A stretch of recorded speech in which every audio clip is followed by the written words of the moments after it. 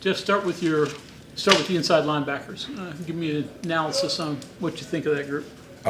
It's been a good camp. I think that we've got some young guys that are playing like veterans because they have to. I think we got some experience in the room that you see show up in some situational football. And today was a good example of that. At the same time, trying to make it really hard for them, really trying to put them through a camp where they have to grow to be game ready week one. And I think that's obviously this is one of those seasons, and we've had that here multiple times since I've been here, where week one is a big one, and we got to make sure that we're hitting on all cylinders right away. And I think that they've done a good job responding to that.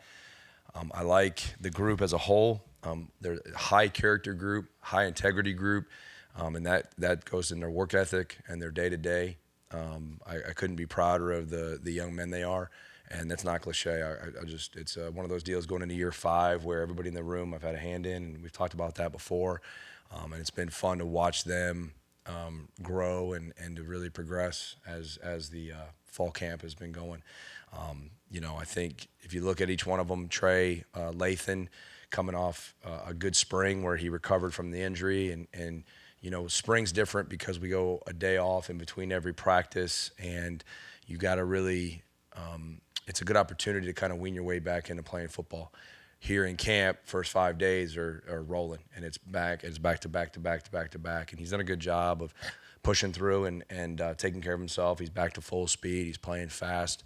And he's got things that he's got to work on like every other player, but I'm happy with his speed and where he's running right now and his diagnosis. We just got to continue to push and, some pad level things and things like that is going to be consistently what he's going to work on playing the position. Josiah Trotter has had a good camp to this point, coming off of a really good spring.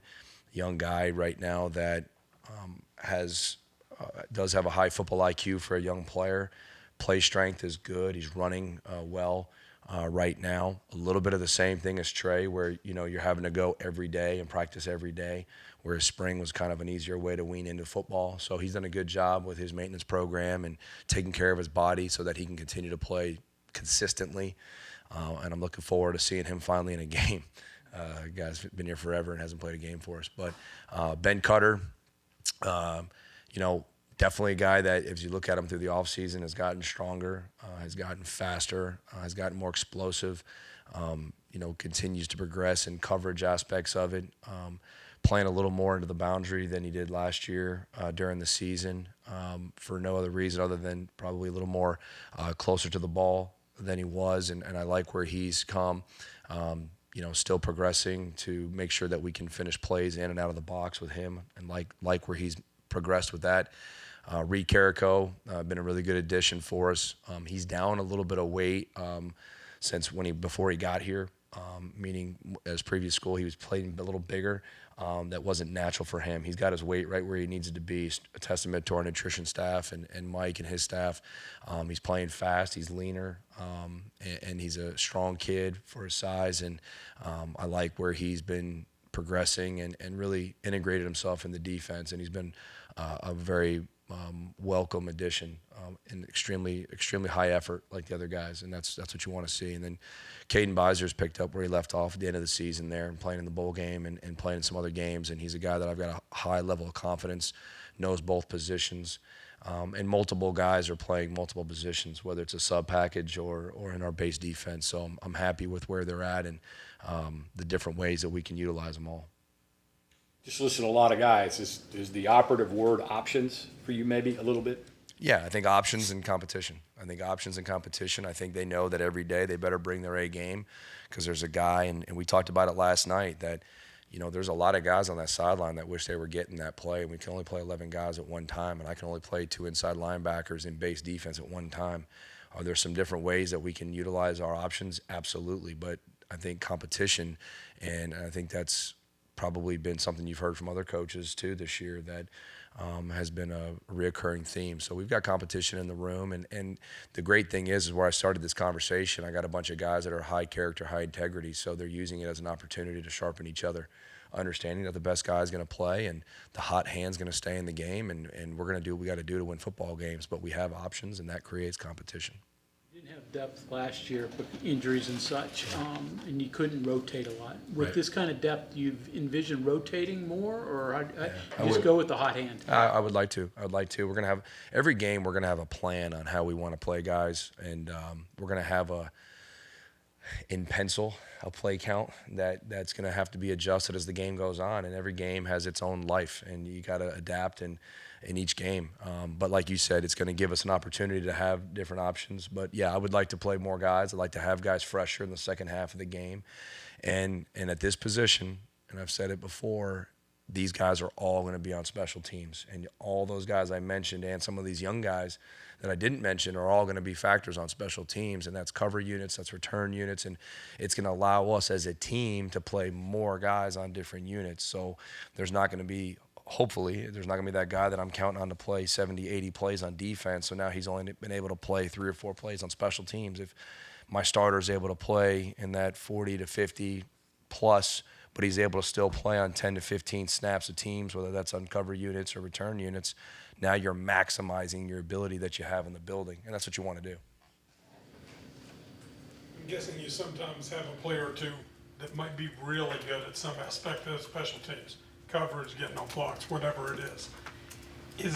And because of that, you want to get him over there, might cut down his availability on straight defensive snaps a little bit. Is that a tough sell process in today's game? Yeah, I think I understand what you're asking. I think guys don't come here to necessarily play on special teams. I understand that, all right? And that's a necessary part of winning a championship is playing on special teams on offense and defense. And I think what the guys have done a good job as a team, as a special teams coordinator, part of it is guys understand that we can win games on special teams. And they also understand that we can lose games on special teams, no matter how good we play on offense and defense. And I think as a collective unit, all positions, they understand that they're going to have to do their part in that. Now, do they want to sacrifice offensive and defensive snaps to do that? No. And are we going to ask them to do that?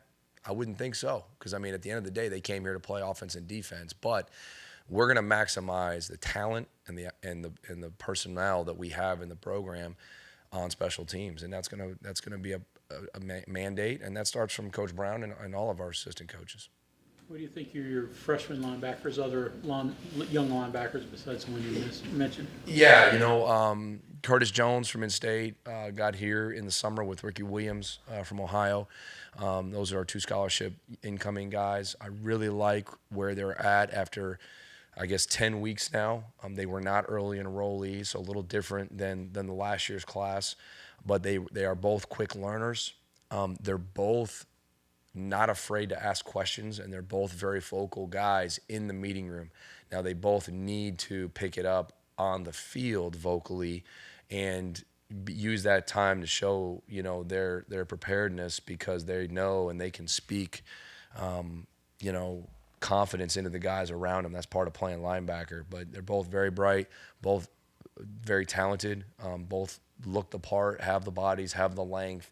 They're gonna look even scarier in a year after Mike and his staff get a hang of them. But both are going to have an opportunity to contribute this year, which is the hope with every freshman that you bring in. And how much and what roles, that's to be seen. But I like both of them, and again, they both fit in what we've built in the room and with the defense.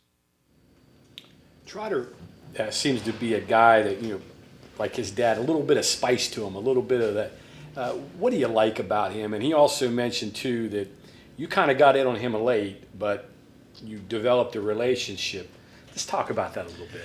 Yeah, Josiah was a kid that I think there was probably a couple different things. One, it might have been a little intimidation on some people because of dad and because of his brother.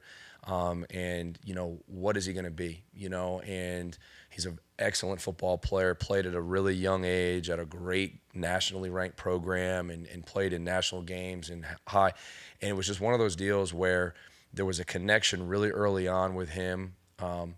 I called, he answered. And it just kind of one phone call turned into 2 phone calls and consistency. And I think there was maybe some other inconsistency, either because for whatever the reasons. And I think some people probably thought he was going to Clemson. I think some people thought he was going to go to wherever, And I didn't listen to any of that, and he didn't listen to any of that, and it just kind of worked out. And there was the relationship that was built there. And then when he came to campus, to our guys' credit, to our players' credit, to our staff's credit, and to the state of West Virginia and Morgantown, he got here and he fell in love with the place, and that's pretty cool. You know, as far as him having a little spice, you know, Josiah's got personality. Josiah loves football and he loves to compete, and he gets ingrained in the process of watching film and diagnosing and what is the offense trying to do here, and as a defense, what are they trying to do here? And yeah, he grew up around it, you know, and I'm a coach's kid. I grew up around it. So there's probably some things that in the process that connected us both to each other. And you know, he's done a great job of continuing his progress as a player. You know, and I love that. So we've got great personalities in the room. There's never a dull moment when you actually sit back and don't go straight to football, and you just kind of start having a conversation with the guys in the room. It is funny, and he's right there. He's right there in the front with all of them. It's interesting because you invest that time in him. It's not like grenades and horseshoes. Number 2 doesn't work in that deal. You know what I mean? Yeah. So you had to take a little bit of a risk. You're going to spend a lot of time recruiting a kid that's got a ton of people after him. You got to have a gut feeling, right? Yeah, and I think that's a testament to Coach Brown, and just, you know, you're not going to win every recruiting battle, and you're not going to sit there, and you got to be really smart in your resources. You got to be really smart on how wide of a net. But at the end of the day, it's really hard to recruit 40 guys, extremely, extremely hard. So you gotta find those guys that you have a connection with. You got to find those guys that check every single box. And yeah, you got to go all in, and you got to be willing to go, hey man, like, we don't get this. It's, you know, and that's part of recruiting, you know, and that's, to be honest with you, that was the same for multiple guys in the room. Because we really narrowed, and I think we've done a really good job of trusting our evaluations on these guys. And some guys were really hard gets. Some guys were, for whatever the reason, maybe not as hard competitively to get them. But at the end of the day, they all checked all of our boxes, and they were all priorities in the recruiting process. And extremely proud and extremely happy to have them all here, because a lot of work went into each and every one of them, and he's another example of that. So, yeah, I see your point on that, and I agree with that. Jeff, specialists, you return basically everybody. Looks like some of them are pretty solid and continuing, but competition at other spots. Yeah. Where are you solid? Where do you think you still have competition? Yeah, well, I think you got to start the conversation right now with Austin Brinkman. I mean, he's at another level right now, and I know Coach Brown has said it. As far as, you know, by position, most talented guys on our team, and he's one of those. He's a national long snapper. He's got the size, he's got the speed, he's developed his body, he's got the consistency, he's got the accuracy, and at the end of the day, the guy's a football player.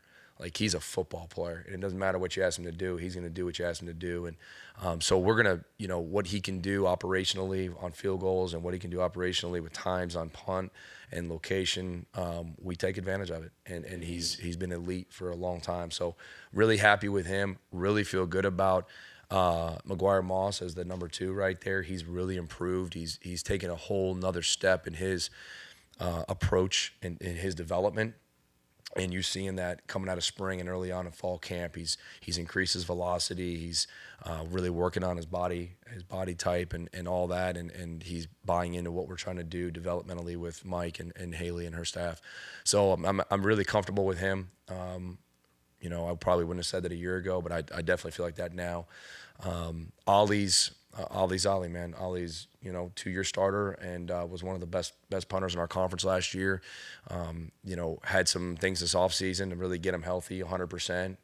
Battled through last year with some injuries and was very productive through that and looking forward to him having a big season.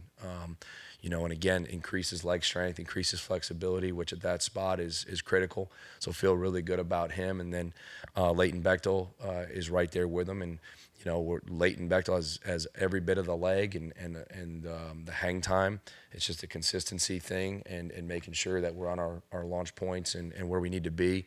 But he's a guy that's between holding and he's been a snapper for us. I mean, he's been a utility guy for us in that room for several years now and ultimate team guy and proud to have him here and feel great about where he's at as a punter. Mike's really done a nice job in camp. Hayes, and his kickoff leg is looked really good. His field goals have looked really good, and he's being pushed by RJ, and RJ has done a nice job of his consistency.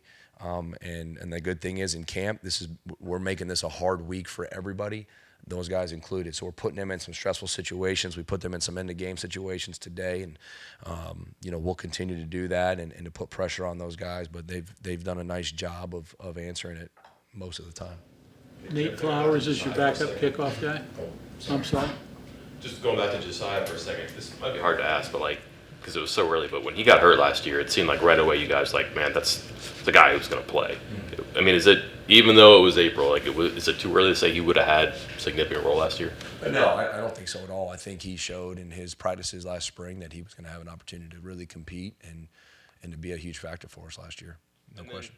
It sounded like the way he talked, you set up almost a season to the side for him. He was going to be out, but it was not going to be a lost year. I don't know if you'd been through something like that before with the player, but what did you structure and why, and how did you guys walk through that together? Yeah, I think, when we recruit guys to come here and we talk to them as players and we talk to their parents and their families, we talk about developing them on the field and as people. And that was no different. And just because a guy's hurt doesn't mean you can stop developing them. It doesn't mean that it's my job, everybody in that room, whether they got a surgery and they're out for the year or they're playing on Saturday, it's my job and what was asked of me to develop these guys. And Josiah was no different. And that would have been the same for anybody, whether I thought he was going to be a starter as a, whatever year in his career or be a 5-play guy. It's about development.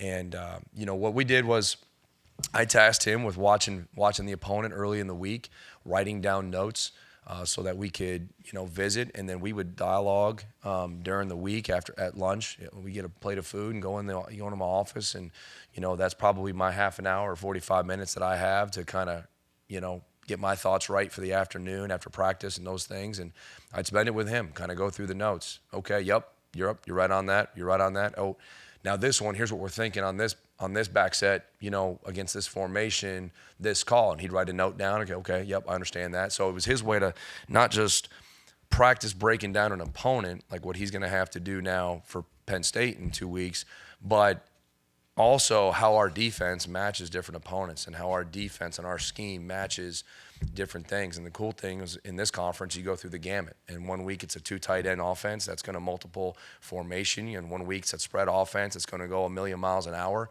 And 1 week it's 2 tailbacks. And so, you wanted to maximize that so that when he was able to come back in spring, he was way further along, and he wasn't just relying on what he naturally had as a true freshman. Because at the end of the day, he's not a true freshman anymore. He's a redshirt freshman. And it goes the same along the lines with Ben Cutter and Trey Lathan and all those guys. So, to maximize that development and to fulfill a promise, that's what you do. And that's what we're about. Yeah, Preston's done a great job. I think he's obviously solidified himself. He's one of the best punt returners in the Big 12 last year. We're excited about him. The thing I love about Preston is he has pushed himself. It's very easy to go out there with the amount of experience that he gained last year. And one of the hardest things to do in football is to catch a punt with a 4-0 hang time with 10 guys screaming down at you. That is hard. And he hasn't taken that for granted, his experience. He's really dialed in. And if we do catch him on the off chance of losing his technique on a return, he's beating himself up and he's all over it. I think we've built depth right there. I think we've got some guys. Rodney's really come along at that spot. I think he's a guy that we all know what he can do with the ball in his hands, and he's really improved his technique. And there's a lot of things that go into being back there, whether it's when to field a ball, when to get guys away from the ball, pooch punt situations, sideline situations, and he's really grown in his understanding and knowledge where Preston's, solidified all of that. Kick return wise, I think the biggest thing is I think we're going to be bigger back there. We're going to be bigger than you've seen, between Hudson and Traylon, Ray and Jaden Bray and some of these guys that are these big, longer, explosive guys that can break some tackles, and that's kind of what we're looking for. And then just continuing to teach them and train them to what we call run through the smoke. So when there's a little bit of, it's not necessarily wide open back there because that doesn't happen. That looks good, but that doesn't happen. Run through the smoke and break a tackle and turn a 10-yarder into an 18-yarder, turn an 18-yarder into a 30-yarder, and then the big ones will come when it's time. But and then continuing to block it up for them. Do you tell them when they're fielding the kickoff, make sure you can get 25? Is that kind of the approach, or how do you go about that? I mean, obviously, you know what I mean? That's kind of your working that field position deal there. Yeah, I think first of all, you got to be understanding of what to expect from a kicker standpoint. All right, and every week we're going to know what the average hang time is from the kicks that we're going to receive, and based off of where we're going to put them, whether that's on the goal line, whether that's 2 yards deep, and that's going to change. That's a game plan thing. So every week, them understanding, okay, here's the hang time. It doesn't matter how well you break it up. If we got a hang time of 4.4 seconds at the goal line, they're going to be down to the 15-yard line. It's really hard to block that. Now, so to sit there and say, hey, our expectation is to be the 25 on every single return. What we want to do is make sure we're plus 25 on every possession.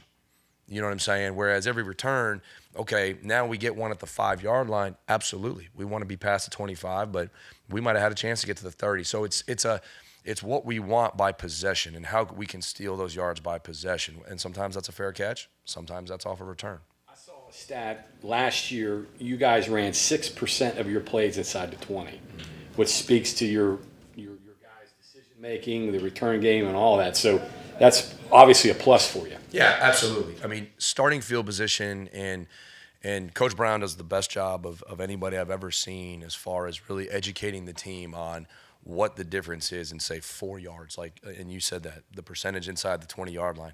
If you can eliminate as many plays as possible backed up, your chances of scoring points go up exponentially. And it's the same thing on defense. If we can cover and we can get explosive stops on a cover unit like punt or kickoff, and we're going out there and the ball's on the 19-yard line as opposed to the 25-yard line, like the percentages of us being successful on defense go up. So our guys truly understand that, because that's something that we talk about year-round. And if we have football time in the offseason, if we have football time in spring ball, we have football time in the summer, we're educating our guys. And that's not just returners. That is blockers on the back end. Those are gunners on punt. Those are jammers on punt block, where that have to hold guys up and understand where they are and dimensions of the field. So there's a lot of education that goes, and it's not just for the returners. But I think those guys have done a really good job of understanding what we're trying to do to win the football game. All right, what our plan is to be successful and to win games. Have you studied the dynamic kickoff at all, and are you anticipating that coming down? Not at all. I'm going to let this season play out and watch all that chaos and let them figure it out, and then call my buddies up there and figure out what they decided to do after actually doing it in live action. Did that scare you at all, though, how fast they implemented that without any trial period? It didn't scare me. I mean, I understand what they're trying to do from an excitement standpoint and a safety standpoint, and the game evolves. And you know, obviously that's the epicenter of our game is the National Football League, and I'm going to be really interested to watch how it kind of develops as the season goes. I mean, I think it was one preseason game, and they're already talking about changing, you know, the touchback rule, and I mean, it didn't take long. So there'll be a lot of moving parts when it comes to that, and eventually, I'm sure it'll filter down. I would imagine, and we'll have a plan when that happens. But right now, I know this: we gotta kick it from the 35. We gotta time up our takeoffs, and we gotta spend a lot of time perfecting what is still our rule and what our coverage responsibility is. The unique aspect of that is the dip kick. I mean, that's going to be an interesting deal there, how that goes. Yeah, and you just talk about how elite those kickers are, and how elite at that level those kickers are, and the ball control, and that's really fun to watch when you can see what these guys can do, and as far as placement width and depth wise, it's at a whole nother level. So You guys are doing that right now in practice anyway. There's a lot of that element in what you're doing. yeah, I mean, absolutely. I mean, we always have a landing zone. We always have a hang time. We always have our array of specialty kicks that we've got to execute. So there's no difference on that. It's just, I think when you watch there's hang time, and then there's hang time, and there's placement, and then there's like 2-yard radius placement, you know. So but yeah, absolutely. Okay, any other questions for Coach? Thank you.